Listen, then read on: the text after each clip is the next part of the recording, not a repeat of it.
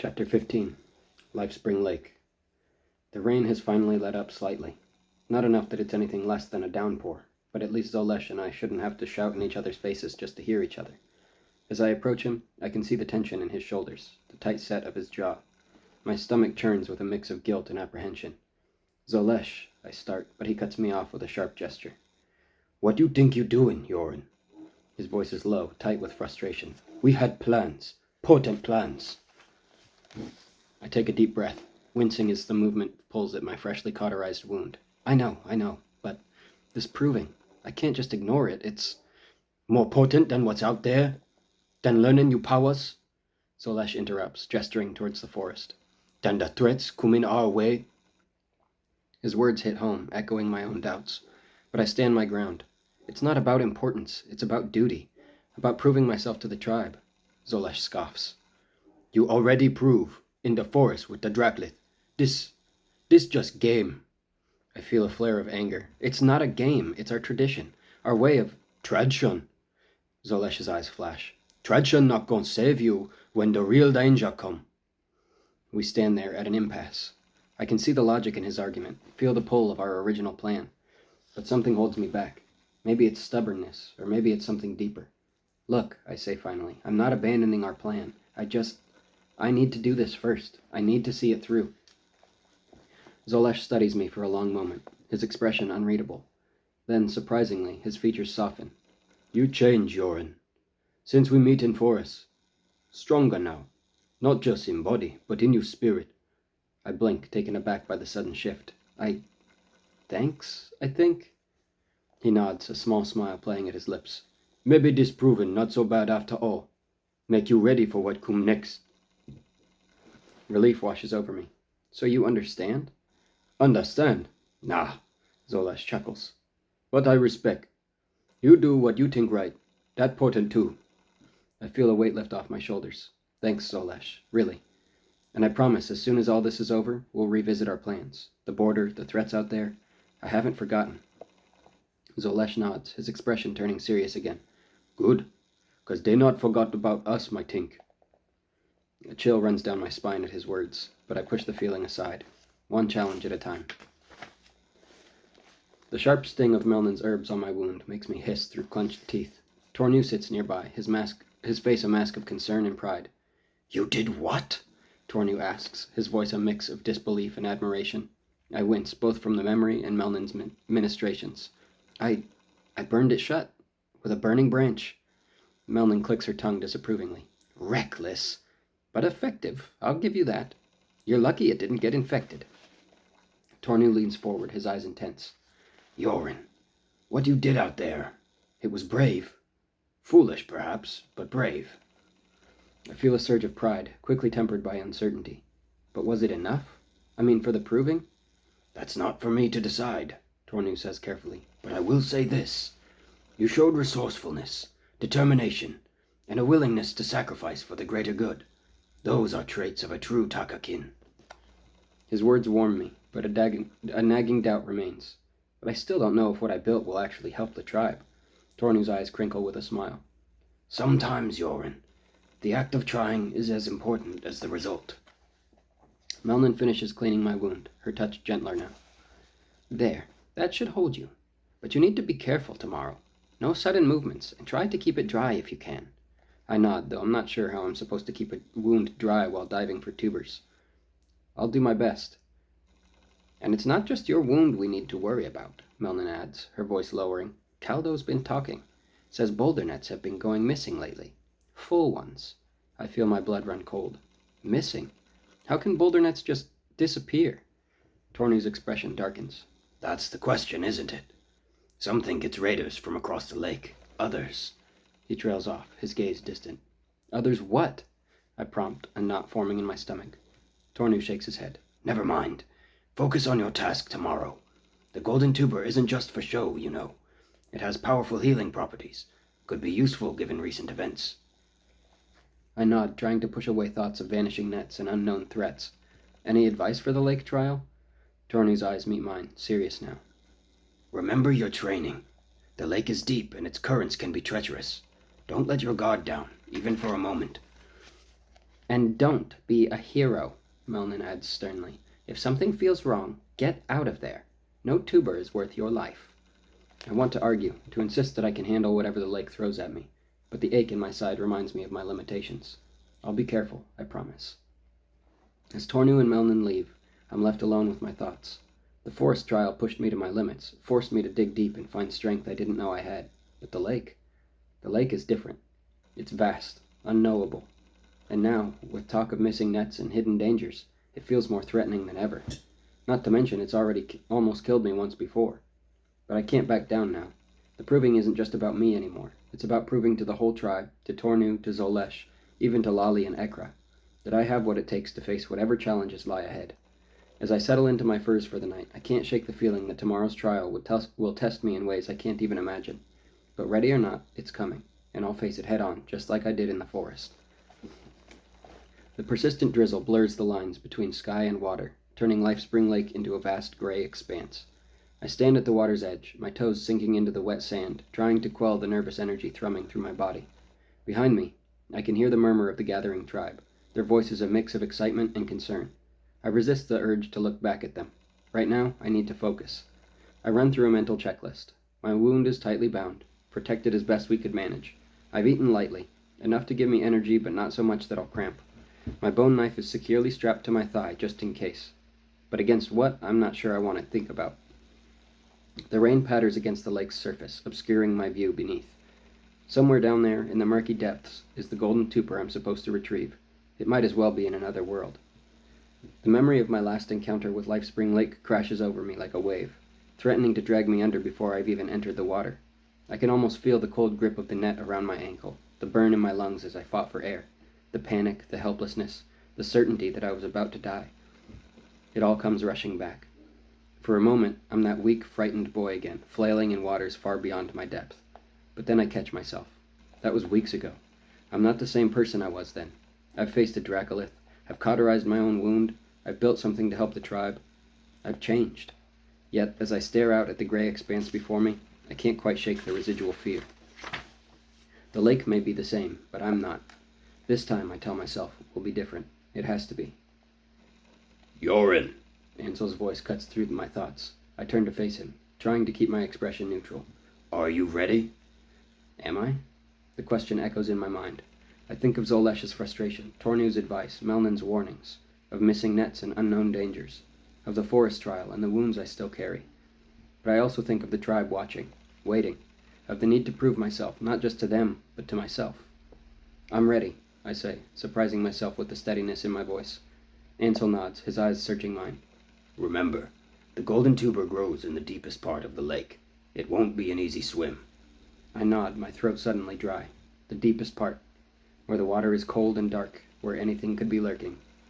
You don't have to do this, you know, Ansel says softly, so only I can hear. No one would think less of you if you chose not to. For a moment, I'm tempted. To walk away, to find another way to prove myself. But yes, they would. Of course they would. I'd have failed my proving. I wouldn't even be an adult in anyone's eyes, despite my age saying otherwise. Then I catch sight of Lali in the crowd, her eyes narrowed in challenge, of Zolesh waiting intently, of Tornu, his face a mask of worry and pride, and Kyra. My eyes meet hers and linger there for a moment. She stands at the front of the crowd, her hands clenched tightly at her sides. Her eyes, usually so bright and full of life, are wide with a mix of emotions I can't quite decipher. Fear? Pride? Something else entirely? As our gazes lock, I see her take a deep, shuddering breath. She takes a half a step forward, as if to come to me, but stops herself.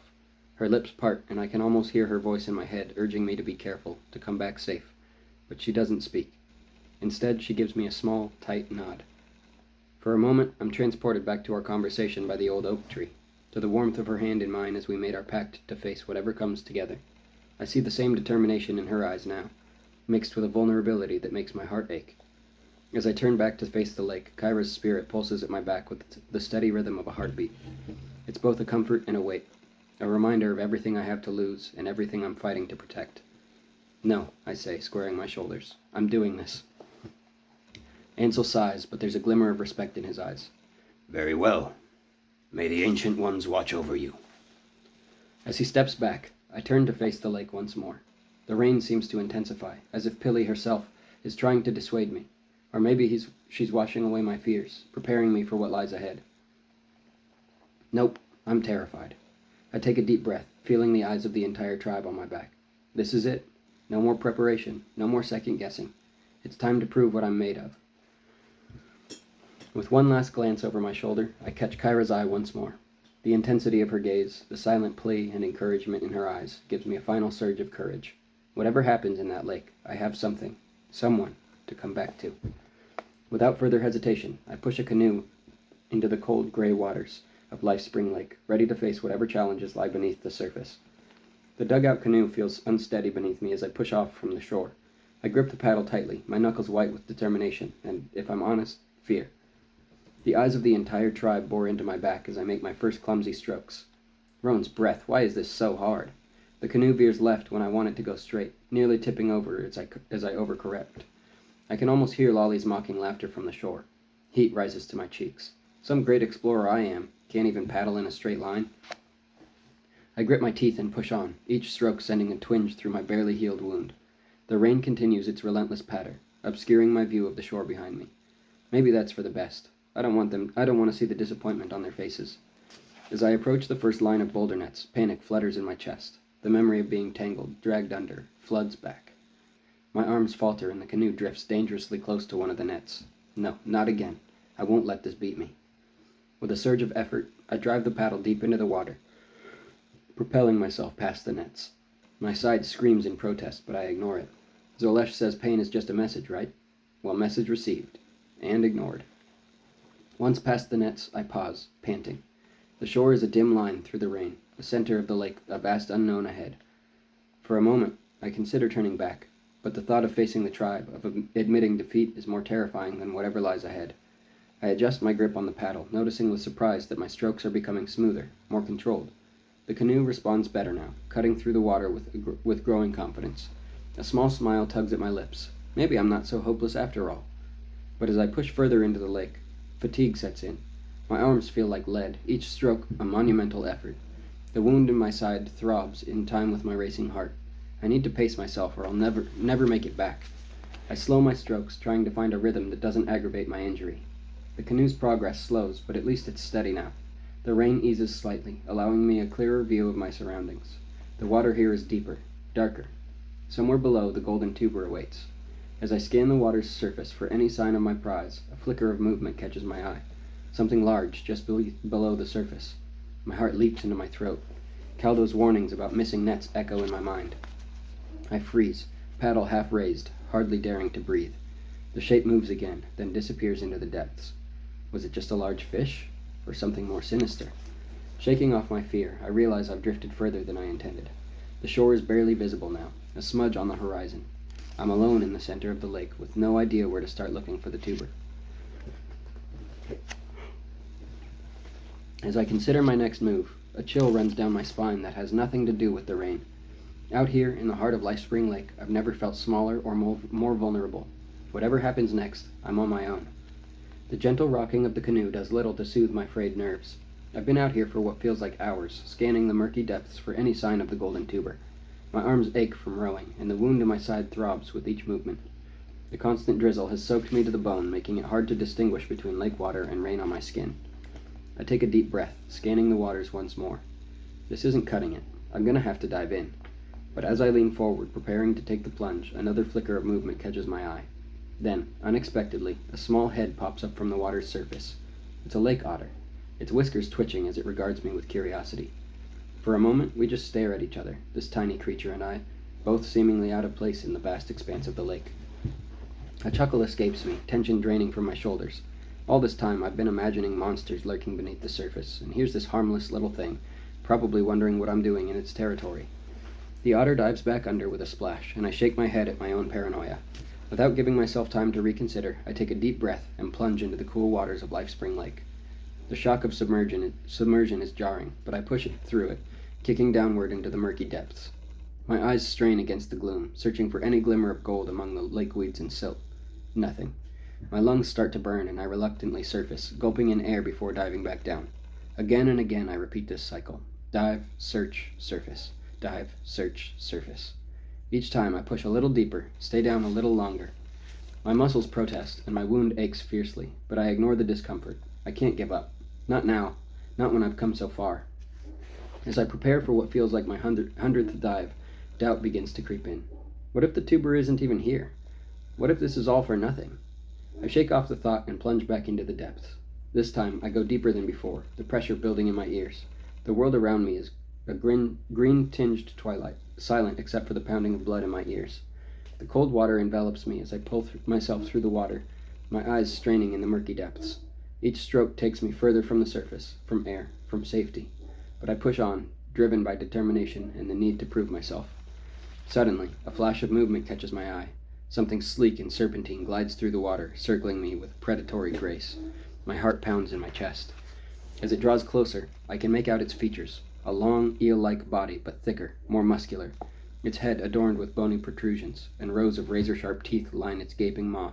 A lake serpent, the stuff of Takakin legends. It lunges at me, lightning fast. I barely manage to twist away, feeling the rush of water as it passes. My lungs burn, screaming for air, but I can't surface now. Not with this thing circling me. I reach for my bone knife, grateful now for Zolesh's relentless training. The serpent comes at me again, and this time I'm ready. As it rushes past, I slash out, feeling the blade connect. A cloud of dark blood blooms in the water. The creature writhes and wriggles, flailing its heavy body this way and that. Enraged, it turns for another attack. I grip my knife tighter, knowing the next pass could be my last. I wait, every muscle tense, watching its approach. At the last possible moment, I drive my knife upward, putting all my strength behind the thrust. The blade sinks deep into the soft underside of the serpent's jaw. It thrashes wildly, nearly wrenching the knife from my grasp, but I hold on, twisting the blade, fighting against the creature's death throes. Finally, it goes still. I haul the carcass with me, my chest tight with the need for air. This will make a nice prize to show off to Lolly. Maybe she'll realize I'm not just a weak twig after this. As I prepare to kick for the surface, something catches my eye. There, half buried in the lake bed, is a golden glow. The tuber. I've found it. But as black spots dance at the edges of my vision, I wonder if I can reach it before I drown. With my last reserves of strength, I push towards the golden glow, praying to every ancient one that I have enough air left to claim my prize and return to the surface. If I surface first, who knows if I'll ever find it again. Lungs burning, I kick towards the golden glow, wrapping the serpent's carcass loosely over my left shoulder and under my right arm. My fingers brush against something smooth and cool. The tuber. I grasp it tightly, my bone knife already in hand. With a quick slash, I sever it from the lake floor, a cloud of silt billowing around me. My chest feels like it's about to explode. I kick furiously upward, the precious tuber clutched to my chest. The surface seems impossibly far away, darkness creeping at the edges of my vision. Finally, I break through, gasping and sputtering. The cool air fills my lungs, sweet relief flooding through me. As the rush of adrenaline subsides, I become aware of a distant sound, voices. Calling my name? I strain my ears, treading water. Yes, it's the tribe. They must be chanting for my success. A grin spreads across my face as I swim towards my canoe, muscles screaming in protest. Hauling myself, the serpent's carcass, and the tuber into the dugout, I collapse, chest heaving. I did it. I actually did it. Just as I'm catching my breath, a ripple in the water causes the canoe to rock gently. I sit up, suddenly alert. The voices from the shore grow louder, more urgent. They're not chanting for my success. They're calling my name to warn me. Something's wrong. I scan the water's surface, searching for the source of the disturbance. Nothing. Just the endless gray expanse of the lake. Unease settles in my gut. I need to get back to shore, now. I grab the paddle and start rowing, each stroke sending a jolt of pain through my tired arms. As I approach the area where the boulder nets should be, my blood runs cold. They're gone. All of them. Before I can process this, a massive force slams into the bottom of my canoe. The world spins as I'm launched into the air, then plunged back into the icy water. As I orient myself underwater, my eyes widen in horror. Before me is a nightmare made real. An underwater Dracolith. Its monstrous body wrapped in the missing boulder nets. Its massive jaws, lined with razor-sharp teeth, are tangled with several of the nets. Time freezes as our eyes lock in the murky depths. The Dracolith's gaze, cold and alien, bores into me.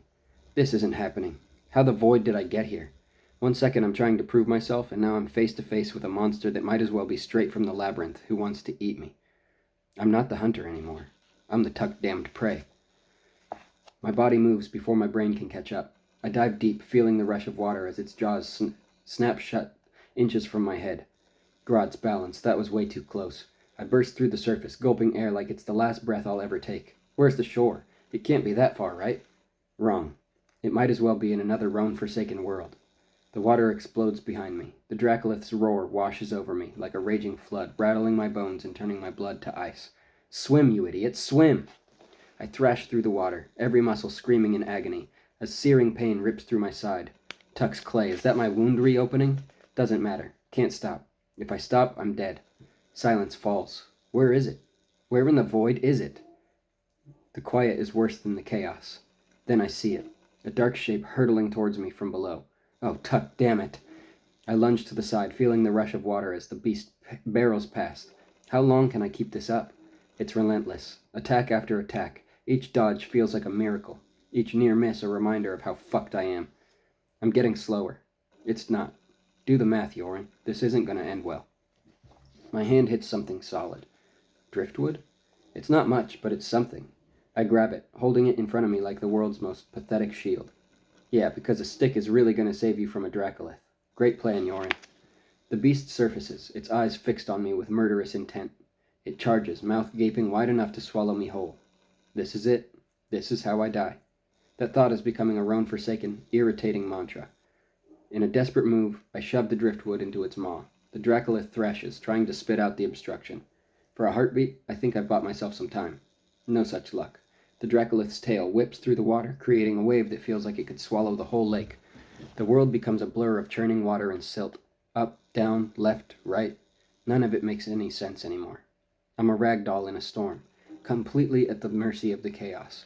When things finally settle, I find myself floating, dazed and utterly spent. Every part of me hurts. I can barely keep my head above water. Is this what giving up feels like? The Dracolith's massive form breaks the surface nearby, its eyes locked on me once more. It's over. I'm done. I've got nothing left. As it lunges towards me, jaws wide, a single thought flashes through my mind. I'm sorry, Kyra. I tried. It's positioned itself perfectly, ready to make a final, devastating pass. The Dracolith's jaws gape wide, a cavernous maw ready to swallow me whole. This is it. It's gotta be. This is how I die. Eaten by a tuck-damned lake monster. I mean, I don't see any way out of this. Time freezes. The world goes dead silent. What the? A whisper. That voice again. Pilly's touch. Am I hallucinating in my final moments? Words flood my mind, foreign yet familiar. My mouth moves, forming sounds I don't understand. What am I saying? Why can't I stop? Pain explodes in my side. Tuck! My wound! I look down, expecting to see myself torn open, but Roan's breath. The gash is closing. Muscle and skin knitting together like it's being woven by invisible hands. What in all of Alara is happening to me? I snap my gaze back up. The Dracolith's still there, still coming. Time kicks back into gear and... Oh fuck, oh fuck, oh fuck! More whispers, more words. My body moves without me telling it to. My hands shoot out, gripping the beast's teeth. Am I insane? Let go! Let go, Tuck, damn it! But I don't. I can't. Power floods through me, raw and primal. Every muscle feels like it's on fire, but in a good way. Is this what it feels like to be strong? To be... more? The Dracolith's momentum slams into me. It should crush me. It doesn't. I hold firm, my grip unyielding. A roar tears from my throat, savage and foreign, bubbles rising everywhere.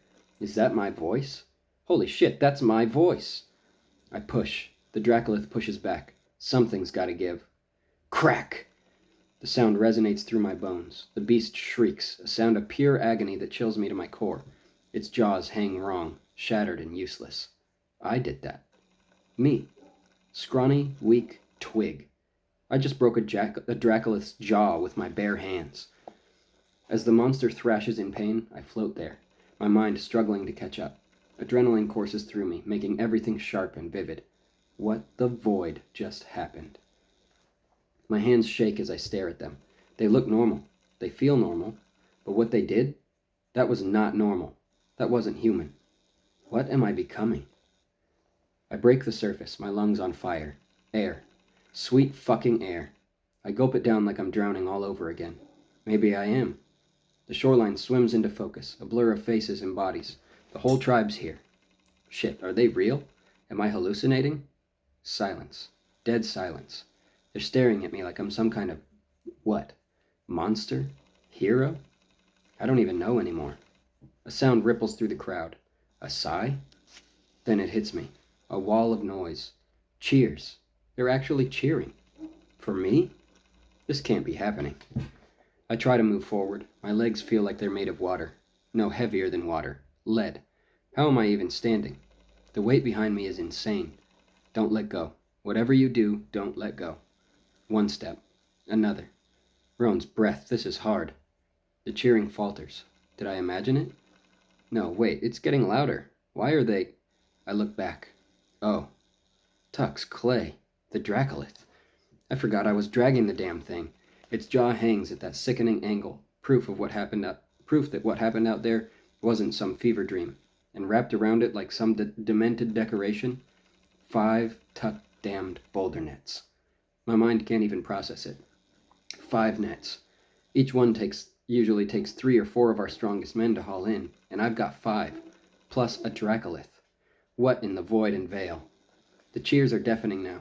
I scan the crowd, trying to make sense of it all. Tornu looks like he's about to cry, covering the widest grin I've seen on his face in a long time with one of his hands. I don't know that I've ever seen him this proud, and that's definitely pride on his face. Ansel's laughing uproariously, his taut muscles trembling. Ansel never laughs like this. He must be in shock. I have to admit, I am too. Ekra. Is that respect on her face? No, can't be.